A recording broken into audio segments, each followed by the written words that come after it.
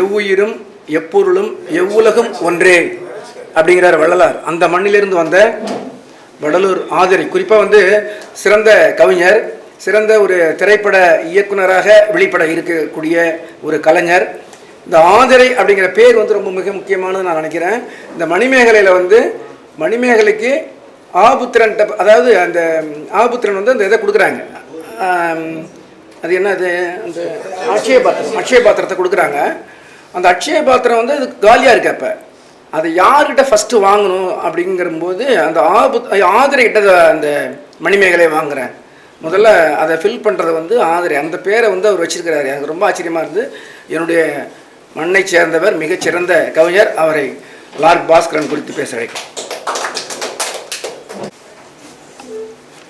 அவையில் இருக்கக்கூடிய சான்றோர் பெருமக்கள் அனைவருக்கும் என்னுடைய அன்பான வணக்கத்தை தெரிவித்துக் கொள்கிறேன். ஒரு வாழ்த்து, 2 கோரிக்கைகள், ஒரு நன்றி. லார்ட் பாஸ்கரன் அவர்களுடைய கடைசி பெஞ்சியில் அமர்ந்திருக்கிற இந்த நூலை குறித்து ஒரு கவிதை. இத்தோடு என்னுடைய இந்த உரையை முடித்துக்கொள்ள விரும்புகிறேன். அன்பு தோழர் லார்ட் பாஸ்கரன் அவர்களுக்கு முதலில் என்னுடைய மனமார்ந்த வாழ்த்துக்களை தெரிவித்துக் கொள்கிறேன். நாம் எல்லோரும் கரவொலி எழுப்பி அவரை நாம் வாழ்த்துவோம். அடுத்ததாக 2 கோரிக்கைகள்.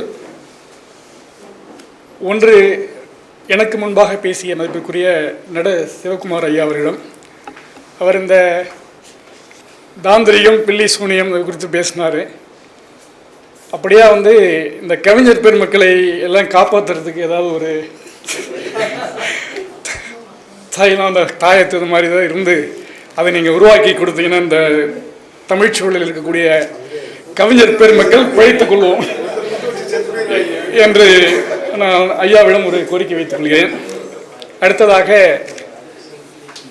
லார்க்ஸ் பொய்டிக் யூனிவர்ஸ் என்கிற ஒரு அற்புதமான தலைப்பினை இந்த நிகழ்விற்கு வழங்கிய மதிப்புக்குரிய கவிஞர் கரிகாலன் அவர்களுக்கு என்னுடைய மனமார்ந்த நன்றியை தெரிவித்துக் கொள்கின்றேன்.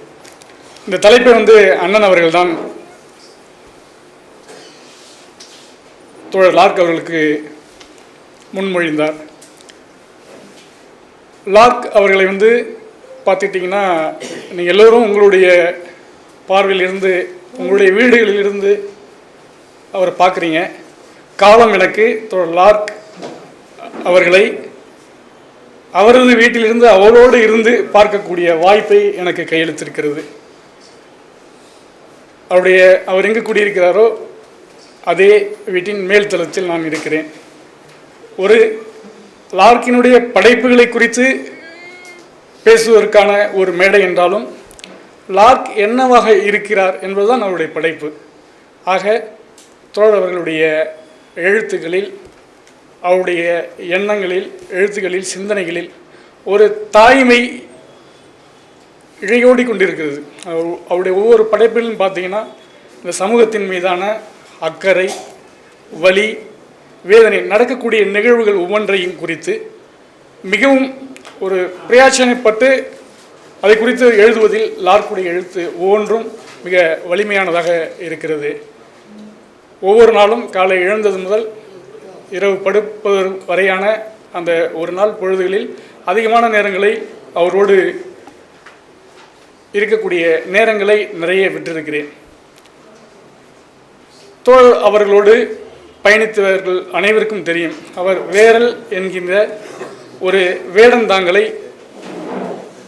அங்கு வைத்து பல பறவைகள் வந்து அங்கு இளைப்பாறக்கூடிய ஒரு வேடந்தாங்களாக இந்த வேரல் நிறுவனமும் தோழர் லார்க் பாஸ்கரன் அவர்களும் இருந்து கொண்டிருக்கின்றனர். வழக்கமாக எப்பவும் எல்லா நிகழ்விலும் பார்த்தீங்கன்னா கடைசி பெஞ்சில் தான் லார்க் அமர்ந்திருப்பார். இப்போ தான் முதல் முறையாக பார்க்குறேன், அவர் கொஞ்சம் முன்னுக்கு வந்து முதல் வரிசையில் அமர்ந்திருக்கிறார். அவருக்கு என்னுடைய அன்பான வாழ்த்தினை தெரிவித்துக் கொள்கின்றேன். இரண்டு கவிதைகளை மட்டும் நான் இந்த கடைசி பெஞ்சில் அமர்ந்திருக்கிறேன் நூலிலிருந்து என்னுடைய பார்வையில் நான் பதிவிட்டுவிட்டு என்னுடைய உரையை முடித்துக் கொள்கின்றேன் நேரத்தை கருதி. விதிகள் அப்படிங்கிற ஒரு தலைப்பில் ஒரு அற்புதமான ஒரு கவிதை. என் வீட்டு சாம்பலை சிகரெட் புகை ஞாபகப்படுத்துகிறது. நதியின் ஓட்டத்தில் பூச்சிகளும் கரை சேர்கின்றன. பாறையின் நடுவில் உள்ள மரத்தின் கிளைகள் தரையை நோக்கி வளர்கிறது. என் வானத்தில் எல்லாமே ரகசியமாகவே நடக்கிறது. ஆனால் மழையின் வாசத்தை காற்று என்னிடம் சேர்க்கிறது. என் ஜன்னலை திறக்க எந்த விதிகளும் இல்லை, மூடுவதும் அப்படி. இந்த கடைசி 3 வரிகள் ரொம்ப மிக அற்புதமான வரிகள். என் ஜன்னலை திறக்க எந்த விதிகளும் இல்லை, மூடுவதும் அப்படி. இது லார்க்கோட கவிதை மட்டுமல்ல, லார்க் அவரும் அப்படித்தான். ஒரு திறந்த மனம் படைத்த ஒரு மிக அற்புதமான ஒரு சிந்தனையாளர்.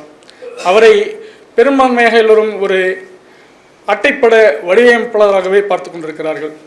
அவர் ஒரு சிறந்த ஓவியர், அட்டைப்பட வடிவமைப்பாளர் என்பதையெல்லாம் தாண்டி ஒரு சிறந்த கவிஞர், சிறந்த கலைஞர், எல்லாவற்றையும் தாண்டி அவருக்குள் ஒரு சிறந்த ஒரு படத்தை இயக்குவதற்கான அத்தனை திறமைகளையும் தன்னுக்குள் புதைத்து வைத்துக் கொண்டிருக்கிறார். விரைவில் ஒரு திரைப்படத்தை இயக்குவதற்கான முயற்சியில் இருக்கும் லார்க் அவர்களுக்கு அவருடைய வெற்றி கண்முன் இருக்கிறது. அவர் வெற்றி பெற வேண்டும் என்று இந்த அவையில் நான் வாழ்த்துகிறேன். என் ஜன்னலை திறக்க எந்த விதிகளும் இல்லை, மூடுவதும் அப்படியே. இந்த கவிதை எப்படியாக முடிகிறது. அடுத்ததாக கடைசி பெஞ்சில் அமர்ந்திருக்கிறேன் என்று ஒரு கவிதை, இந்த தலைப்பில் குறித்த ஒரு கவிதை. காற்றில் உதிர்ந்த இலைகள் என் தெருக்களில் அலைந்து திரிகின்றன. ஒரு நாள் இலைகளை சேகரித்து எமது அங்கங்களில் மறைத்து வைக்க நினைக்கிறேன். வாழ்வே பயங்கரமானதாகி விடுகிறது. அகதி போல பாய் விரித்து படுக்க முடியாத இரவாகிறது. இலைகளை பறக்க விடுகிறேன். அது கிளைகளில் அமரத் துவங்கியது. காலத்தின் கடைசி பெஞ்சில் அமர்ந்திருக்கிறேன், காற்றில் உதிராத இலைகளைப் போல. மிக ஒரு அற்புதமான காற்றில் உதிராத இலைகளைப் போல காலத்தின் கடைசி பெஞ்சில் அமர்ந்திருக்கிறேன். மிக ஒரு நீண்ட நெடிய ஒரு கவிதை தொகுப்பை வெளியிட்டாலே ஒரு பெரிய ஒரு விழாவாக கொண்டாடி கொண்டிருக்கக்கூடிய ஒரு சூழலில் கடந்த 20 ஆண்டு காலமாக தமிழ் இலக்கிய போக்கில் தன்னுடைய 8 தொகுப்புகள், 7 தொகுப்புகள், 8வதாக அவருடைய சட்டையின் நிழல் அதிலிருந்து தேர்ந்தெடுக்கப்பட்ட கவிதைகளாக வெளிவந்திருக்கிறது. லார்க்குடைய ஒவ்வொரு கவிதை தொகுப்பும் மிக அற்புதமானது. இது கடைசி பெஞ்சில் அமர்ந்திருக்கிறேன் என்பது இதனுடைய முதல் தொகுப்பு.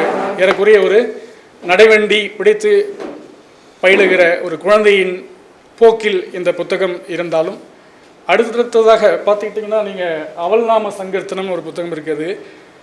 அதை படித்தோன்னா அவ்வளோதான், வேறு மாதிரி. அதே போல் மரண குறிப்புகள் அது வேற இருத்தலில் சார்ந்து பயங்கரமாக ஒரு ரொம்ப சிறப்பான ஒரு நூல்.